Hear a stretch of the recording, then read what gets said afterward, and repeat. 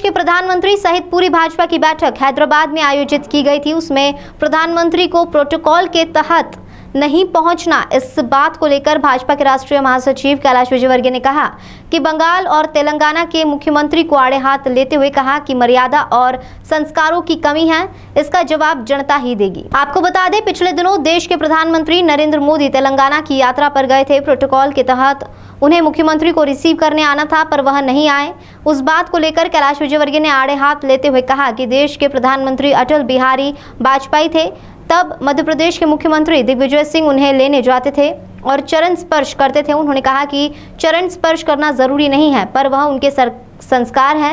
चंद्रशेखर आजाद प्रधानमंत्री थे तो पूर्व मुख्यमंत्री सुंदरलाल पटवा जीप चलाया करते थे, उन्हें पास में बैठाकर वहीं उन्होंने तेलंगाना और बंगाल के मुख्यमंत्री को लेकर कहा कि संस्कारहीन समाज है, जनता ही इनको पाठ पढ़ाएगी।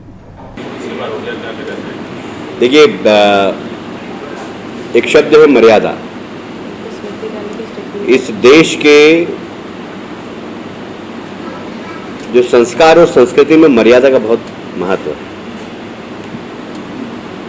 और आप सिर्फ और सिर्फ विरोध करने के लिए मर्यादा तोड़ें। मुझे याद है, मैं इस बात को स्मरण कर रहा हूं और मुझे ओपन बोलने में कोई वो नहीं है। अटल बिहारी वाजपेयी जी प्रधानमंत्री थे,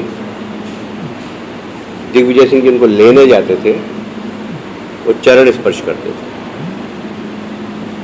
ये हमारी परंपरा है।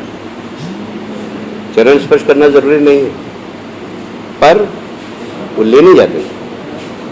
मैंने सबको देखा है, आप याद हो आपको तो, चंद्रशेखर जी जब प्रधानमंत्री थे, पटवा जी ने जीप चलाई थी और उनको साइड में बिठाया था। ये सम्मान देने का बात है। तो अब अगर संस्कार विहीन समाज हो जाए, जैसे बंगाल के अंदर है, जैसे तेलंगाना में, तो जनता ही उसको पाठ पढ़ा सकती है। भारत के संविधान में नहीं लिखा जा सकता कि आपको ऐसा करना चाहिए।